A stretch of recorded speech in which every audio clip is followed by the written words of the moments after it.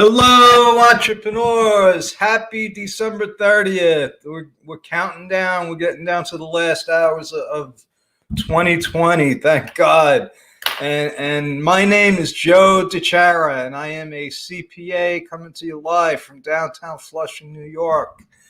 And tonight we are talking about the new stimulus package. We're still trying to figure out the first stimulus package.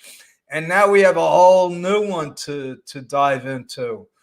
And if you're watching live, please give me a hashtag live. If you're watching the replay, give me a hashtag replay. That helps me figure out where we are and what we're doing on Facebook.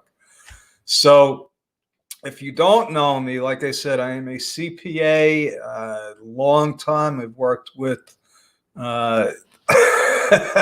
hey, Eric. Yeah, that's what a lot of people are asking me. Where Eric Reed wants to know, where is his government paycheck? Yeah, I want to know where mine is too, Eric. And tonight we are going to go through what I have. And, I realize we have this unbelievable tool called the internet. So, and people send me this stuff. So my job's becoming a lot easier, so everybody's, they're asking me, Joe, where's my check? The check. And I'm telling them, I think the check would be in the mail normally, but I think they're still delivering COVID vaccines. And this is a true story for those of you that know me. My mom has her own online store, and I cleaned her out. I did all of my Christmas shopping at Suzuki 3 weeks before Christmas. They sent me the package right before they started shipping the vaccine. And today, so there were 2 boxes. On Saturday, I got the first box, and today I got the second box.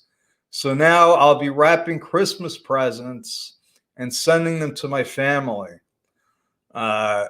So the point is, Eric, I'm sorry, but I don't think the check is in the mail yet because the system is broken. Okay, if you haven't noticed yet, yeah, the U.S. post office is having problems. The IRS, probably every government agency that is in existence is having the same sort of problems that all the other businesses have. When you're closed down, when you can't do business, the IRS was bad enough to begin with. And now you put them 6 months behind. I mean, but that's not the topic for tonight, folks. Tonight, we are going to talk about some good news. Hey, Elizabeth. So Elizabeth got her mom got the vaccine. That's awesome. Yes, and you could see I'm getting better at StreamYard here too. So let's go through some of the exciting developments that we can look forward to here. So I'm just going to go through, and this was a link from the Hartford, obviously. I didn't write this up myself. I'll probably be taking snippets and just doing bullet points for the parts that are going to directly affect the people that we work with, the smallest of small businesses. So here's the first exciting news, that there's going to be a whole new round of PPP money out there. Now, I know a bunch of my clients missed out on this because it was such a fast moving target. And they're still making up the rules for the first round. But this time we're going to be a lot more better prepared and take advantage where we can of this new PPP program, because it did help a lot of people. I know a lot of people. I have clients and friends and people that actually did get the money and will have it forgiven if they haven't already. But that's another part of the bill. So what's different this time? The huge businesses with 1,000 employees, they're not going to be able to get ahead in line, and I think that's what happened. That was part of the problem with the first time. If you had direct connections to your banker, you got online first, and that was one of the biggest problems with the first round. So you had the smallest of small businesses trying to get in there, and a lot of them, by the time they got around to it, the money was gone. The money was gone. And one thing I did say was they'll come up with some more money. So I think that was a prediction that I made that was accurate. So now, and some of the details, I don't want to do a deep dive tonight into this, but it's going to be pretty easy to qualify when you look at what you have to do to qualify now, because it's really not that much. Before it was, very confusing. And like I said, it was because they were making the rules up as they went along. Now, this time, as long as you have your books up to date, if you've been listening to me and you've employed Wave apps and you got your bank recs and all your quarterly numbers up to date, all you got to do is look at one of the quarters from last year and say, oh, in this quarter I did 20,000, and in this quarter for 2020 I only did 5,000. It's as simple as that.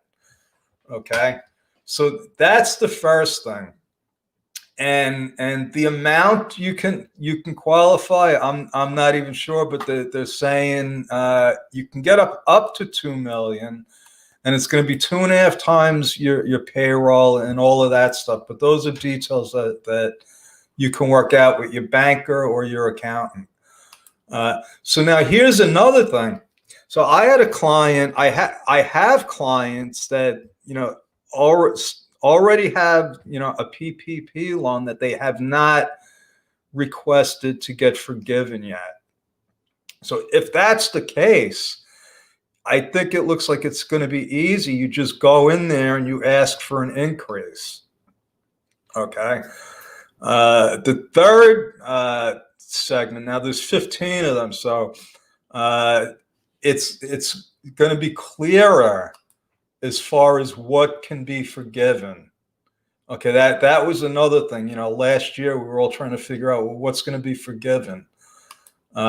And this is another thing that I think I talked about, and I got this. One of my clients actually got advice from the bank, from their banker, saying that they should wait to do the forgiveness because they might have something that's even simpler. And they were talking about loans under 50,000. Now they're saying if you get under 150,000, it's going to be really easy to get it forgiven. Now, this is another, number 5 was another mystery as far as the tax classification of the money, and are we going to be able to deduct the payroll cost? And it was sort of like a catch-22. It's like it's not. We don't have to pay tax on the money, on the forgiveness, but then you can't deduct the payroll. So now it looks like they're going to actually let us deduct the payroll and get the loan forgiven, which that is probably going to become some kind of crazy accounting entry that we're going to have to do. Seasonal. I don't really have that many. I don't have any seasonal really. That would be like a landscaping or something like that. But they've more clearly defined that. And also, you can still get an EIDL loan. Okay, so if you didn't get one before, and let's say you have 5 employees, you will get $5,000 just for applying. This is a no-brainer. When I heard about this last year, I said that can't be right. But it was. All you do, if you apply, you will get the $1,000 per employee, even if you don't qualify. So that's more money in people's pockets. So now this is a huge one. This is one that I'm going to have to do a deep dive in because they are doing some special grants now for people in the arts. So this is big. So I mean, you know, who's in the arts? There's a lot of people, actors, you know, musicians, dancers, all there's a lot of people that I know of, just my own clients that are considered to be in the arts. So we're going to be looking at this a lot more closely. So let's see what else we have here. Let me check the chats because I see Eric and Elizabeth are, do you need payroll? Okay, so Eric Reed wants to know, do you need a payroll? You know, and this is one of the things that was confusing before. That's a great question, Eric. Apparently, I don't think so. I think you could create a payroll. So if you weren't on payroll before, I'm pretty sure that you could create your own payroll and have it forgiven. And I think that might even be listed down. Yes, writer, Eric. I believe writers may come under the arts. So that was another good question. And that's what I was thinking, because I'm a writer. You're a writer. Elizabeth is a writer. A lot of people in the online world are writers, and if that might be another way to get some free money. So let me see what else we have here.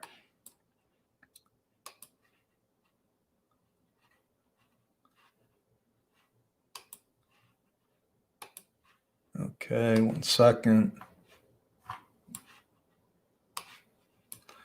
Okay. More support, number 9. More support for minority-owned businesses. And so this is another area that I'm going to have to do a deeper dive in to see exactly, who might qualify.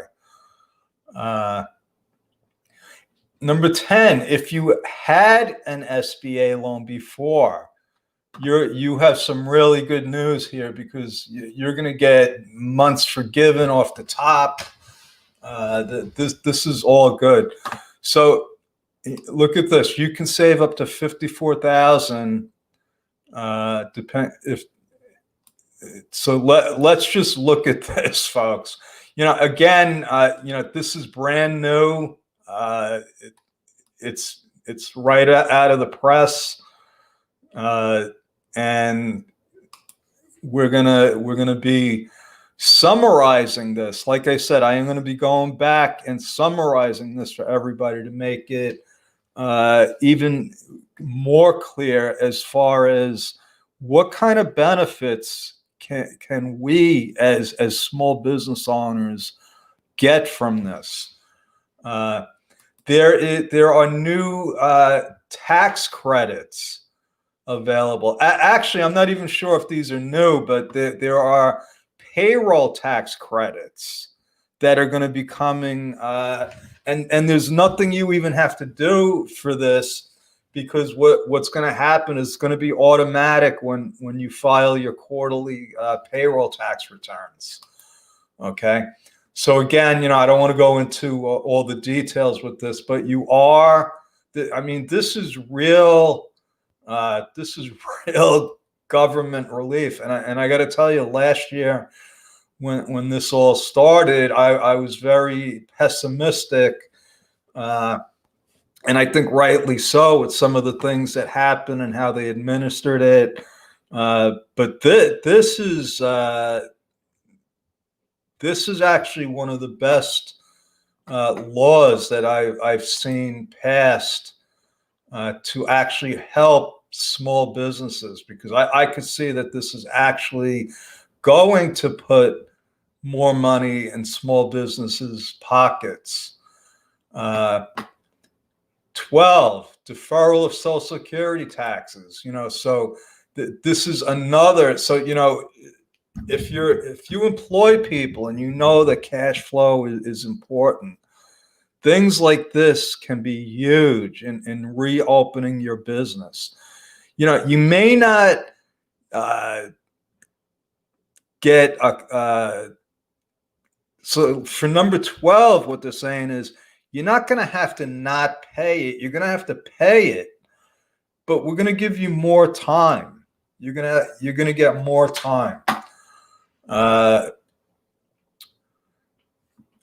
looks like this is from number 11. It looks like they're going to extend this. So they want people to stay. They don't want unemployment. They want you to keep your employees. So this is good. Now, number 14, my friend Larry Bratton is going to like this. If you're in the hotel and restaurant industry, this used to be meals and entertainment. Now it's just meals. So if you're having business meals, that we're back to 100%, folks. That's what it was when I started in accounting about 300 years ago. I think Reagan started phasing that out, and it became, 50% almost becomes, it's not even worth taking the meal deduction. But now I'm putting everything on my card. And look at this, number 15. If you're not for profit, okay, they are going to give you an above the line deduction. So this is another thing that was in place when I first started, where you didn't have to itemize your deductions to get a tax write-off for charities. So this is huge for charities, because the new tax law with the Trump tax bill basically eliminated millions and millions of people from being able to itemize and deduct things like their mortgage interest and charitable deductions. So at least now, and it's not going to be a big deduction. It's only $300 and $600 if you're married filing joint. But listen, every little bit helps. So in summary, let me just get rid of this. Thanks for the questions, Eric. And yeah, Eric, it looks like you're going to be getting a lot of benefits from this. But let me talk for a couple of seconds about, in summary, this is just the start, folks. I've been talking about this now for months. We actually did a webinar on the future of small business. What's written between the lines here is that we are going to go through, let's say, 5 years of the IRS not bothering us, trying to make it easy to settle our debts, trying to make it easier for people to do business again. Okay, so because for years they have been making it harder.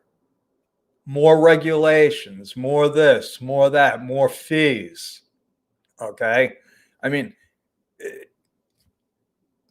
the machine is not going to be turned off there's still going to be collection letters out there. There's still going to be problems that have to be solved because of their own administrative incompetence. That's not going to change. But there will be a level of kindness and understanding, and there will be people that will be hired specifically to help people that were affected by COVID. And if you're a taxpayer, if you're a business owner, you were affected. So for all of you people, if you've had tax problems, if you've had issues, okay, now is the time to start settling your debts.